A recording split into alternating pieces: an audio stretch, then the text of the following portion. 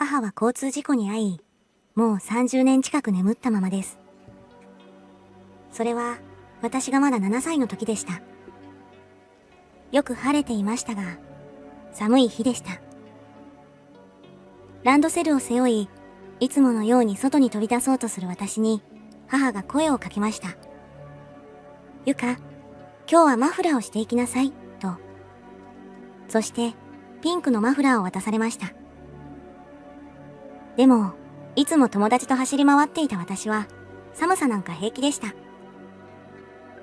いらないよ、と押し返そうとしましたが、母は言いました。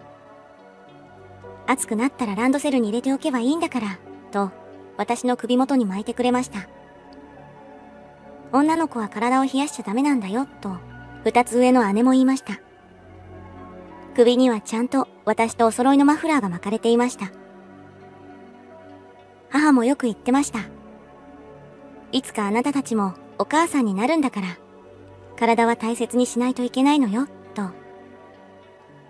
そんなこと言われても、当時の私にはよくわかりませんでした。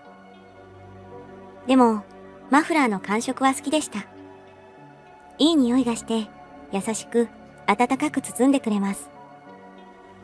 よし、じゃあ、行ってらっしゃい。母の笑顔に見送られて、私と姉は元気よく飛び出していきました。いつもと何も変わらない一日のはずでした。放課後も友達と校庭を駆け回って遊んでいました。遊んでいるうちに暑くなってマフラーを取りました。そして、ちゃんとランドセルにしまい込むと、母の笑顔が頭に浮かびました。偉い偉い、それでいいのよ、と母が褒めてくれるような気がしたのです。小学校からの帰り道の途中には小さな商店街がありました。私はそこを通るのが好きでした。たまにお買い物をしている母と会うこともありました。会うと母は、あら、もうこんな時間と言って笑うのでした。その日も商店街を通りましたが、母の姿を見つけることはできませんでした。いたらお菓子をおねだりできたのにと思いながら帰りました。でも玄関の呼び鈴を鳴らしても母が出てきません。あれ、まだお買い物？まだ商店街にいたの？そんなことを考えながら玄関前で待っていました。いつものようにごめんごめんと言いながら小走りで帰ってくると思っていました。でも母はなかなか帰ってきません。そのうち体が冷えて少し寒くなってきました。ランドセルからマフラーを取り出し首に巻きつけました。母を思い出すいい匂いがふわっと感じられ少しほっとしました。その時でした。しゃがみ込んでいた私の前に父が現れたのです。こんな早い時間に父が帰ってくるなんて。私が驚いていると父は駆け寄ってきて、いきなり私を抱きしめました。すごく暖かくて気持ちよかったのですが、父の表情にはただならぬものがありました。父はすぐに鍵を開けて中に入れてくれました。寒かっただろう？大丈夫か？そして続けてこう言ったのです。お姉ちゃんが帰ってきたら病院に行く。病院？お見舞い？誰の？私は父に尋ねましたが、父は首を横に振るだけです。そしてお姉ちゃんが帰ってきました。あれ？お父さんもう帰ってるの？でも父は何も答えず、二人とも車に乗りなさいとだけ言いました。姉も父の様子に何かを感じたのか、黙って私の手を引いて後部座席に乗り込みました。しばらく黙って運転していた父でしたが、静かに話し始めました。母が交通事故に遭い、病院にいると。それがどれほど深刻な状況なのか、私には理解できていませんでした。姉も私の手を握りしめたまま黙っていました。後に姉はこう言っていました。父に質問するのが怖かったんだと。早く母に会いたい。でも、病院に着くのが怖い。そんな気持ちでいました。病院に着くと、母は集中治療室という部屋にいて、手術を受けていました。母は商店街に向かう途中の横断歩道で事故に遭ったそうです。病院に運ばれた時には、心肺停止の状態でしたが、蘇生処置で一度は意識が戻ったそうです。私には難しい言葉が理解できませんでしたが、手術が終われば母と話ができると思っていました。ようやく手術が終わり、お医者さんが出てきました。すぐに父が説明を受けていました。その後しばらく母とはガラス越しでしか会えませんでした。包帯で覆われた母の姿は痛々しかったのですが、母の胸は静かに上下して呼吸をしていました。お母さん、生きてる。眠っているだけなんだ。幼い私にもそれはわかりました。お姉ちゃん、お母さん、寝てるだけだよね。と言うと、姉も、うんうんと嬉しそうでした。母が個室に移り、ようやく会えるようになりました。顔の包帯は取れていましたが、母は眠ったままでした。姉と私がいくら声をかけても、手を握っても起きてくれません。それでも、まさかそのまま目を覚まさないなんて思ってもいませんでした。毎日、学校が終わると姉と病院に行きました。でも、母は静かに眠っているだけです。ある日、とうとう姉が泣き出してしまいました。私もこらえきれず、泣いてしまいました。その時、私たちの泣く声に気づいて、看護師さんが入ってきました。そして、優しく、でも強い声で話してくれました。お母さんには、ちゃんと聞こえてるんだよ、と。これからもいろんなお話をしてあげてね。でないと、目が覚めた時、お母さん、驚いちゃうからね。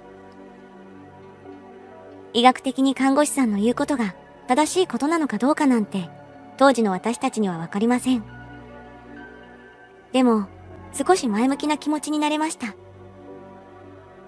家で父に看護師さんの話をすると、それはいいね、と言ってくれました。お母さんはいつか必ず目を覚ます。だから、みんなで応援してあげよう、とも言いました。実際に、いろんな刺激を与え続けることが大切だと、お医者さんも話していたそうです。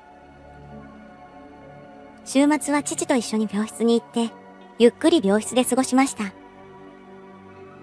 母にも話しかけ、質問し、手を握って、帰る時には抱きしめます。平日は姉と二人で行きました。テストでいい点が取れた時には、それを見せました。姉も、その日あったことを話していました。姉の中学の入学式の日、父が言いました。式が終わったら、お母さんに制服姿を見せに行こう、と。どうせ寝てるんだから、などとは、姉も私も言いませんし、思いもしませんでした。姉はその頃から、お医者さんになる、と言っていました。いつか自分が母の目を覚ましたい、という思いもあったのだと思います。でも、それよりも、一生懸命に母を見てくれるお医者さんの姿に感銘を受けたのだと思います。姉は私と違い、成績が良くて勉強が好きでした。私の勉強も全部姉が見てくれました。私も中学生になり、母のお見舞いも一人で行くようになりました。その日も部活動がないので、授業が終わるとすぐに病院に行くつもりでいました。どうしても母に報告したいことがあったのです。生まれて初めて男の子から手紙をもらったのです。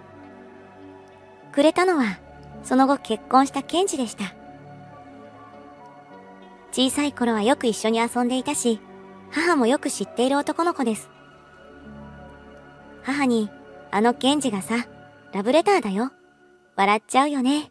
と話しました。ケンジは母の状態をよく知っていました。お母さんとお見舞いに来てくれたこともあります。その時、涙を流してくれたのをよく覚えています。姉にも、ケンジと付き合うかもと話すと、なぜか最初に笑ってから、いいね、と言ってくれました。そう、ケンジはみんなを笑顔にするという特技があったのです。イケメンというわけじゃないし、成績もそれほどいいわけでもありません。でも、一番私が好きなのは、私のどんなつまらない話でも、ちゃんと聞いてくれるところでした。そして、それは今でも変わりません。いつの日か、ケンジが母を笑顔にしてくれるような気もしていました。姉は、その後も頑張り、最難関の高校に合格。医学部を目指して勉強を続けていました。父は仕事で忙しくしていましたが、週末には必ず母に会いに行っていました。後に聞いたのですが、父は母の入院費用を捻出するためにかなり苦労したようです。母は被害者ですので、賠償金や保険である程度はまとまったお金も入ったそうです。父はそのお金と将来家を建てるための資金をすべて運用して入院費用に充てています。その上、姉と私の学費、生活費のために必死で働いてくれていたのです。姉はそんな父の姿に気づいていたのだと思います。中学、高校と公立高校に行きました。そして塾や予備校にも行かず、自力で国立大学を目指していました。その後、姉は見事に医学部に合格し、医師になりました。今は大学病院で頑張っています。私は保育士になりました。子供たちの笑顔が大好きで、成長を見守る仕事にやりがいを感じています。ケンジは外国語大学に進んで、地元の県庁に就職しました。得意の英語を活かして観光課や国際交流課で頑張っています。そして、ケンジが係長に昇進した27歳の時、プロポーズされました。父も姉もすごく喜んでくれました。嬉しかったのは、ケンジが母にもちゃんと挨拶したいと言ってくれたことです。二人で病院に行き、母に報告しました。もちろん、母は目を閉じたままです。でも、きっと私たちの声や気持ちは届いていると信じていました。子宝にも恵まれ、長女は5歳になります。息子は3歳で目が離せません。ケンジは私に好きな仕事を辞めることはないと言ってくれました。実際、育休を取得し、他にもできることは何でもしてくれます。おかげで、私は大好きな保育士の仕事を続けています。本当に自分は恵まれていると感じます。この幸せを母にも喜んでほしいと心から思います。初めて妊娠した時、病院に行きました。お母さん、私、お母さんになるんだよ。そう話しながら、子供の頃に母がよく言ってたことを思い出しました。女の子はね、体を冷やしちゃいけないの。将来、お母さんになるんだから。そして、あの日のマフラーを巻いてくれたことも思い出していました。あのピンク色のマフラーは、今でも大切に置いてあります。その後も母の状態に変化はありませんでした。時折、何かに反応して目が一瞬開いたり、指が動いたりすることはありました。植物状態でも、そういうことはあるそうです。残念ながら意識が目覚めているわけではありません。姉も私も母を訪ねるのが月に1回くらいになっていました。姉は医師として忙しくしていましたし、私も家族中心の生活を送っていました。父も60歳になり、定年退職まで数年となっていました。ある日、父から姉と私に実家に来てくれないかと連絡がありました。忙しい姉も何とか調整して休みを取り、ある日曜日にみんなが集まりました。実家は古い一戸建てです。父は一人で守ってくれていました。いつか母が戻ってくることを信じていたのです。でも、さすがに先のことを考えると、父が一人で住むには古く、広すぎるのです。そこで、父は将来を考えて、介護付き老人ホームに入ることを決心したというのです。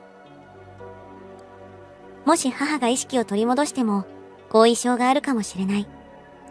それなら介護付き施設の方がいい。父は諦めてはいないのです。いつでも母を迎え入れられるように考えていたのです。姉も私も父の言葉に胸を打たれました。横に座る賢治はもう泣いています。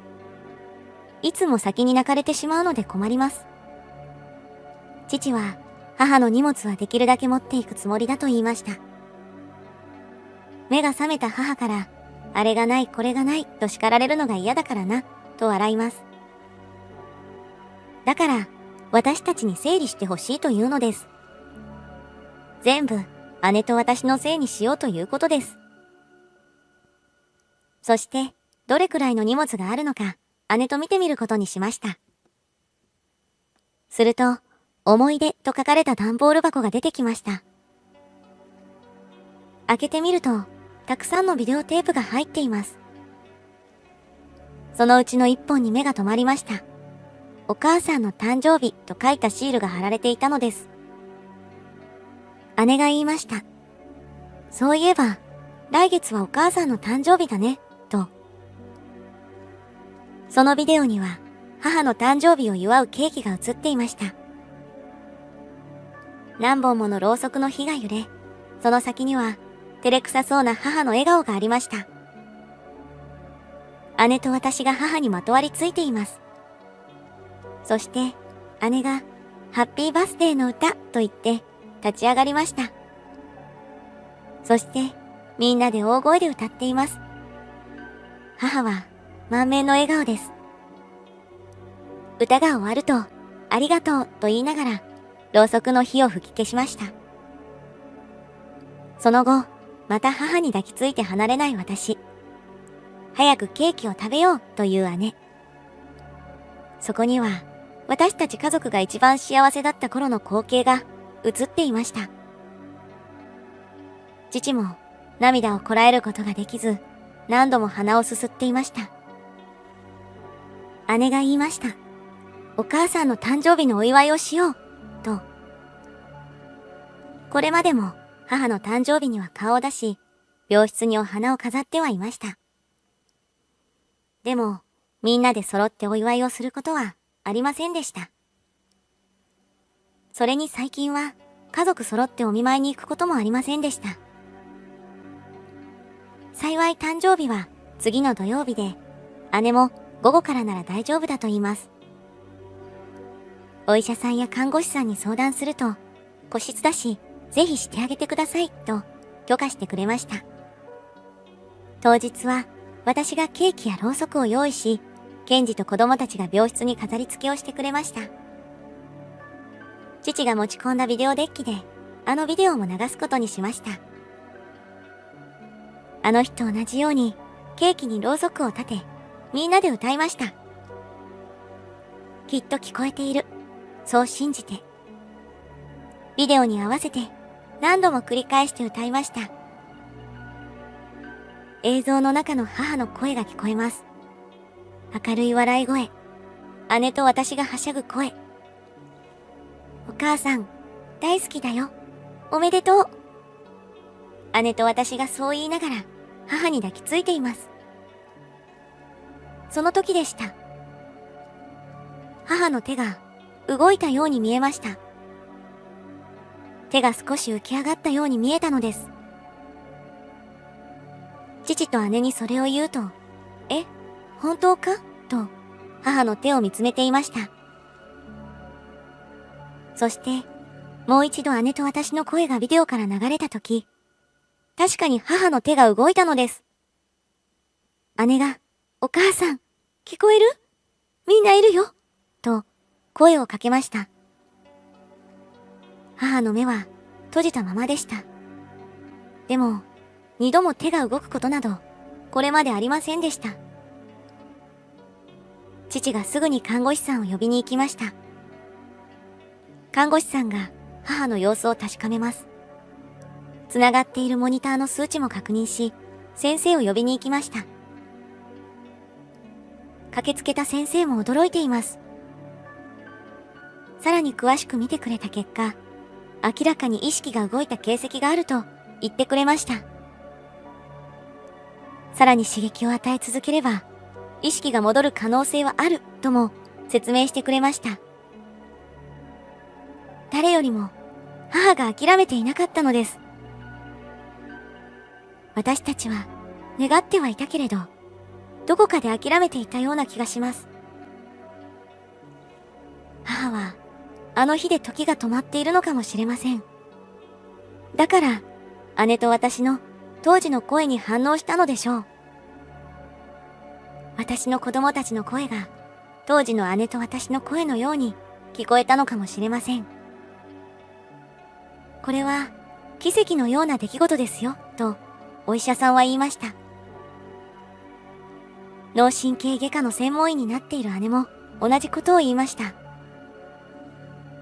姉は言いませんが、母のような状態の人のために一生懸命頑張っていることをみんな知っています。お母さん、一緒に頑張ろう。話したいことがたくさんあるんだよ。父も姉もケンジもみんな同じ気持ちだったと思います。その後、ゆっくりとですが、母が反応することが増えています。十分に待ったのだから、この先も焦ることはありません。信じて、今日も母を訪ねています。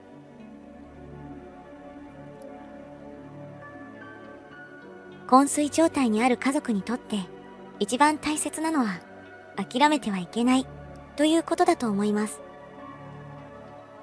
これは当たり前のことのように思われるでしょう。呼吸をしている、ぬくもりもある。それで確かに生きていることは実感できます。ただ、意思疎通が全くできないことに疲れてしまうのです。私が一番心が弱かったように思います。